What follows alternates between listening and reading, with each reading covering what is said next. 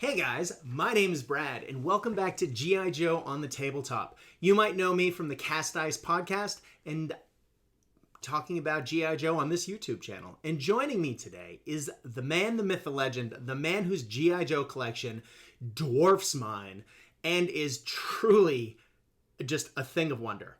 He's been on before, and of course he'll be on again, I hope. Doc. Welcome back, Doctor Merkury from the Doctor Merkury's Laboratory blog. How you doing, man? Good. Thanks for having me. Oh, man, it is so good to have you back and to be talking about some of those sort of out there G.I. Joe characters. I know you're going to talk to us about one of the most brightly colored Cobras I can think of today, and hopefully we'll have you back soon to talk about some of those rare choices that, we don't always see on the tabletop for G.I. Joe. Now, I know that you and I are both sort of old school G.I. Joe collectors. We look at the original collections, maybe the first 3 or 4 years of the toys in particular, and then maybe have read the comics way past that. What we're going to talk about today is a character that is well outside of that range, though, and yet is a fan favorite. We're going to talk about these bad boys right here, the Alley Viper. Now, Doc, what do you know about the Alley Viper as a concept, besides having some of the craziest urban camouflage in history? I think for me, I remember first seeing the Alley Vipers I think that was in the 1989 release of the action figures. And that was a set that had a bunch of new troop types for Cobra that you didn't see before. You had Night Vipers, you had Alley Vipers. I think there were Frag Vipers, maybe Range Vipers. So all of a sudden you saw these ranks of Cobra swollen with these specialist troops that weren't around before. And for me, I wasn't buying figures at that time anymore. 89 was pretty late in the game for me. But I do remember still seeing them and thinking, wow, those are pretty cool. Yeah, I know, right? They really did bulk them out. It's almost like what was it? The class of '87, where we had the Snow Serpents, the Crimson Guard, the Eels. It was almost like that, where all of a sudden Cobra went from having just the basic trooper to having a wall of troopers. Now I know we got the Cobra Viper eventually, and this is sort of which replaced the blue Cobra Trooper that we all knew and loved from the original series. But those Vipers, it seemed, splintered off into their own groups. And as you say, we got all of those new types. And man, there are some good ones in there. I mean, so let's talk about the Alley Viper. Now, if we look at the Alley Viper, besides that wacky camouflage, they have the riot shield. They have the submachine gun. They have heavy body armor. I mean, they are festooned with gear. So these guys are really cool, not to mention that is a paint scheme that you want on the tabletop. Right. Now, there are alternate versions, and I'm going to pop over to the next version of this. Again, we still have that same color scheme. We still have the submachine gun. We still have the knife on the forearm. We still have the riot shield, but it's a very different stylized helmet, and it looks as though it has less body armor built in. Now, you have a squad of these guys, and I know that you base them largely on existing miniatures that match these perfectly. Were you tempted to modify that to have this alternate visor type where you can see their eyes, or were you happy with the all-inclusive face covering? I was pretty happy with the all-inclusive face covering. Maybe one with a visor up would be pretty cool. But right? You look at these specific models, they don't look as much. They look very close to the version 1 releases of the action figure. Right. But you are familiar with Sideshow Collectibles, which is a company that makes a lot of 1/6 scale G.I. Joes. Are the the ones that our dads would have played with, and that things. They have a Sideshow Collectible version of the Alley Viper, and this helmet and the gear is very similar to that. It's a really nice match to it. Yeah. Now there were other versions of the Alley Viper that I think also matched this, but were a different color scheme. And then when I looked up in the comics, they were often yellow and black. Yeah. Yeah. Yep. But I know when you painted yours, you went for the more traditional blue and orange. Yeah. I'm trying to think what basketball team that is, but it's definitely the Denver Broncos. Yeah. But yeah, so what were some of the characteristics? I know I've been listing things as we went, but what Hmm. were some things that you thought were absolutely necessary for Alley Vipers to have in order to look like Alley Vipers on the tabletop? Well, I think for me, going off of those version ones, you definitely wanted to have guys that run body armor. You Mm-hmm. definitely have them armed with some kind of fully automatic weapon, and Mm-hmm. you also wanted to have at least a few with the riot shields, because they were Definitely. the way the riot shields were made for the action figures. They were almost made not only as a defensive weapon but as an offensive weapon too. They came down to a point, and the way Right. the figure could hold it, it was almost more like, I would say, like a Roman gladiators style shield, where it could be Mm-hmm. used offensively as well as defensively. That's right. And they do have those spiked points along the top as well. It Yep. almost looks bladed, but those little cutouts could also be alternate eye holes. I know that breaching shields in some games, 40K or 30K, depending on which way you want to look at it, have those cutouts that the figure can, look through in the upper corners. But of course, that shield already has an eye slot, so I'm not sure if that was part of the design. But yeah, definitely that is looks weaponized. Yeah, and I think that opening too is a gun port. I think that was designed they Mm, could fire from behind that shield on the move. correct. That's a good. Yeah, you're right. I didn't think of that. If they look through the top and put the gun through the middle, that totally works, doesn't it? Yeah, and I think the original action figures actually had a nightstick too that would clip into that shield as well on the Yeah. inside of it. I'm not 100%. I think so. Well, I mean, that all ties together with their theme. Now, we haven't really talked about what the Alley Viper is. So let me actually read you the file card. Now, you can see it here. The Alley Viper, or the Cobra Urban Assault Troopers. The Alley Vipers are the Cobra equivalent of police SWAT units or British SAS, Special Air Service. They form the spearhead of Cobra's inner city invasion forces. This elite contingent of marauders are the true masters of brutality, possessing a style of ruthlessness not present in other Cobra troopers. Recruited from Cobra's most diabolical combat divisions, Alley Vipers use various forms of treachery to achieve their objectives. In order to graduate from their training program, they are required to survive a full burst of machine gun fire across their frontal body armor, execute a 30-foot drop onto concrete with full armor, with full combat load, and run down a 100-meter gas-filled corridor without a gas mask. Pretty badass. And when we're talking about that load, the quote underneath sums it up. Alley Vipers are big and strong as well as ruthless. Their body armor alone weighs 50 pounds, and they carry at least 30 pounds of weapons, ammo, grenades, and climbing gear. You definitely don't want these gorillas running up and kicking your door down. So, yeah, absolutely. Doc, do you want to add anything to that? Because I think that is a beautiful summary and a really well-written file card. No, I think that's great. Yeah, they're definitely like, I would treat them as elites in game. Absolutely. Absolutely. I was thinking if I was going to represent these on the tabletop, probably leaning towards veteran troops. I mean, Hmm. sorry, not probably, definitely leaning towards veteran troops, and possibly using them as the Soviet combat engineers Oh without a yeah. flamethrower option, because they have that body armor.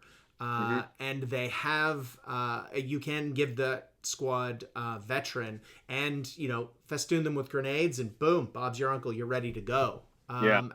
Is that what you would do in some of the games that you're running?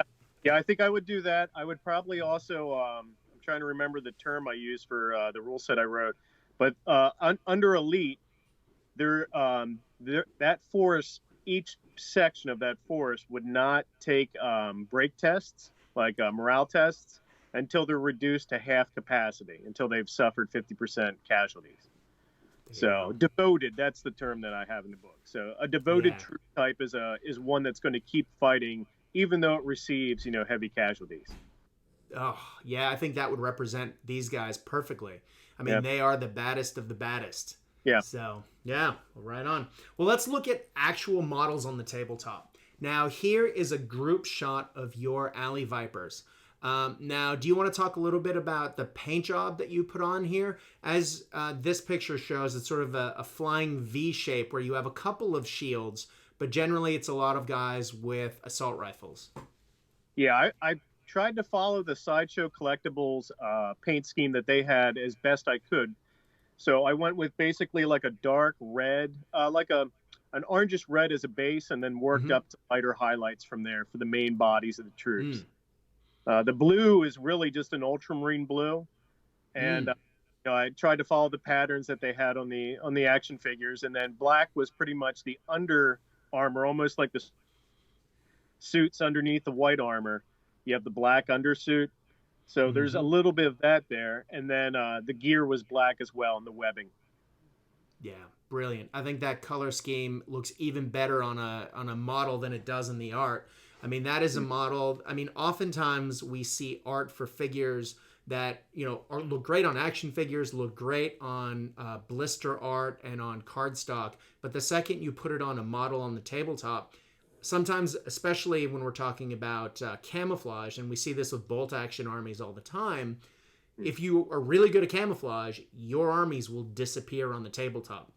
Now, there Yeah, is absolutely no risk of these guys disappearing on the tabletop, but that color scheme just sings from a yeah, distance. It looks great, right? yeah. It's a great color scheme. It's very sharp. It's probably the most like orange I've painted ever in a forest. Yeah. So, but it's really cool. If you want to think of it as camo, you can also maybe think of it as like disruptive camo. They're the Persians of their time. Exactly. Exactly. Well, one of the things I don't think we mentioned, and that is mentioned in the card, if we went back to that original picture, and that will be at the end of this slideshow, you can actually see a grappling hook launcher coming out of his backpack. Now, these figures don't have that, but we did not mention the backpacks for these guys. Yeah. Now, these models come built in with some great backpack details. Did you feel like that represented the gear that they were carrying enough? I mean, I would say probably, given that you haven't changed the backpacks on them, but I think that Yeah. looks pretty great. Yeah, I think it was close enough for me. If it was something where I thought that we really needed to have the grappling hook, then it's probably something I would have sculpted in Tinkercad and had resin prints made of and all that. But I think the models pretty much stand up, very well on their own. They're very nice looking models. Absolutely. Now, let's talk about those shields. Now, the shields, and we are going to talk about where you can get these models, but the models, when you buy them, only come with one shield per, I believe, 4 guys? I Or think is it it's fun. five? Yep. It's 5 guys. So you get one shield per 5 guys. Now, if you want to go full riot shield, and I know some people and some of the G.I. Joe groups have been doing that, have been wanting to fully shield them up, there aren't really the options to get those additional shields until you came along. Do you want to talk a little bit about? Well, here's a picture of the Footsore models, and they are called Modern Wind Nagas, but Right. they are essentially alley vipers by any other name. If you paint them the right way, they're almost a perfect match. Yep. There is a machine gunner in that squad. There are several. I mean, clearly the rest are carrying assault rifles, and it comes with one riot shield. That's right, one riot shield per 5 guys. And if you are looking to buy these, they are found from Footsore North America, not Footsore Britain. Footsore North America. If you put that into Google, you'll find the company. If you go to their pulp range, you will find these guys and a number of other models that work for this show, for example. Let's say that. Yep. But if you want to add more shields, the good doctor has come along, and this is a picture from your Thingiverse page. Do you want to talk about these Cobra Shields that you made? Yep. And the shields, I saw, that you only got one per five in the pack, and there were people that expressed interest in having more shields than just one per five. They wanted to have their entire force statted out. Mm-hmm. Um, I wanted to make sure, I didn't want to make the same shield that the manufacturer had because I did not want to undercut what he has done. Good point. So, out of respect, and he's providing great models for us to use. The last thing I want to do is sabotage his works. Quite So, right. I sculpted an alternate version of the shield, which is the V3 version. Uh, Mm-hmm. This came out much later. I believe it was the black and yellow costume, the black and yellow uniform that was used for this version of the action figure. But it's essentially a Cobra logo, brand Mm-hmm. with the eye slot or weapon slot again in the shield, and still in the same general shape, not pointed, but definitely still a full body shield that they can use. Absolutely. Yeah, I love that you got the Cobra sigil so perfectly on that. And the fact that you can have an entire squad. And I have seen one of these squads painted up using those shields. And Yep, my God, does that just scream Cobra at you, doesn't it? they are sharp. I was thinking too, like looking at the shields, these are available on Thingiverse at my Mm-hmm. laboratory, Dr. Merkury's lab on Thingiverse. And those shields you could also use as like ceremonial shields if you want to create like CG shields from it, or use them as background pieces. Uh, Mm-hmm. just get them printed in resin. I've seen some people do it in PLA, but resin will give you a really nice Yeah, cast, a really nice piece. And it's extremely affordable to print out like one sprue of like 5 shields. I mean, you're talking maybe $2 per exactly. 5, so it's very affordable. So I got a set of Zone Mortalis style walls, and I got a rusty factory floor mat, and it's my goal to make a sort of a derelict Cobra base. And Nice. yeah, and I'm using it for a variety of game systems, but one of the main purposes that I got it for was to make that base. But I was looking at it thinking, oh, I really need to make this Cobra-fied. And the lovely and amazing Peter West is helping me with a Cobra altar that I'm going to put Cobra Commander's throne on. But then I Nice. was thinking, how do I make, and I have general, pipes and computer consoles and globes and that kind of thing to scatter Yeah. throughout the base. But it's all general sort of villain layer terrain, and I wanted something to make it scream Cobra. Oh And yeah. so I also had the very same idea that you did of printing off a bunch of these in resin and then painting them up to match the walls and Yep. blue tacking them to my walls. And when I'm not running it as a Cobra layer, taking it off, and when I am, putting it back on. So yeah, man, these are fantastic because they just stick right on there. They're perfect. I just need to get a bunch made. Yeah. I mean, you could even use them as objective markers. Anything really. I think they have a lot of uses that you can play around with. Definitely. Yeah. Absolutely. Well, let's talk about the Cobra Rage because I see a Cobra Rage in the background of one of your photos. And as I was mining your lovely blog for this, I couldn't help but say, now that is a toy that is well past my time as a collector. But I couldn't pass up an opportunity to talk a little bit about that. Maybe we'll have to come back and do a full video on it later. But Sure. tell us about your work on the Rage because I know you created that from literally scratch. Yeah, that's a model I sculpted. I have what I would consider an homage to the Cobra Rage that's available on Drive Through RPG under Doctor Mm-hmm. Merkury's lab. I think I have it listed as Urban AFD, but Mm-hmm. essentially the Cobra Rage, the toy, was something that was much, much, much later than when I was collecting. And Ditto, yeah. when I looked through like different vehicles that Cobra used, out of all the later issue vehicles, this was probably the most militaristic looking out of what Mm-hmm. Cobra used in that time frame. And it being an urban assault vehicle specifically designed for like street fighting, I thought it would be a great, basically a great piece, a great armored fighting vehicle to support the alley vipers when they go in their combat environment. Perfect. The, Yeah. the The model I fact have that. there, that's printed out of PLA, Mm-hmm. and it's armed to the teeth. Yeah. Even as a toy, it's actually reduced it. I did not put a Gatling gun in underneath the turret. The turret on the toy would actually raise and had a second Gatling gun underneath. Mm-hmm. So, but it was designed that the troops would basically be carried laying down in the hall, and they would bust through an area with the Gatling gun and the ram bar in the front, and then the Mm-hmm. hall would open up, and uh, the troops would disembark from there. That's right. And they laid down so that the vehicle had more of a low profile Low than profile. if they were sitting up. Yeah. Yep.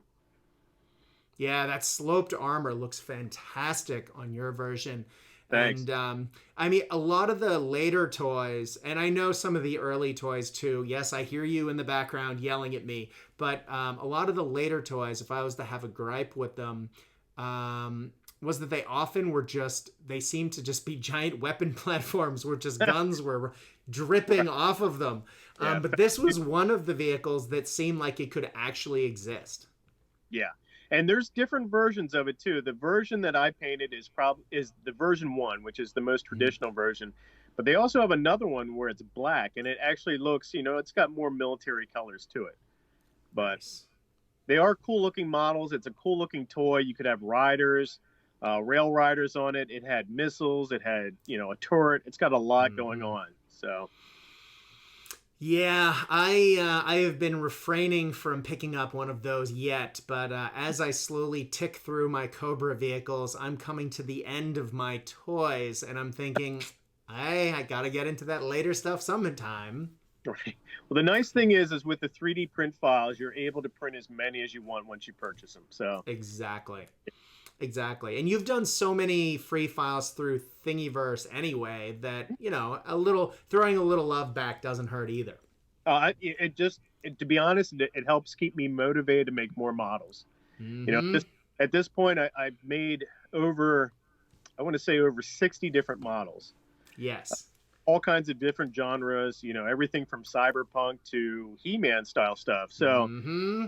any incentive I get keeps me in the game and keeps me making more stuff. So Now, I am correct in that. Well, I'm not correct. I know I have some of your Masters of the Universe vehicles in a box currently on its way from the United Kingdom, where it was printed in resin and coming yeah, this way. So I cannot wait for those to appear.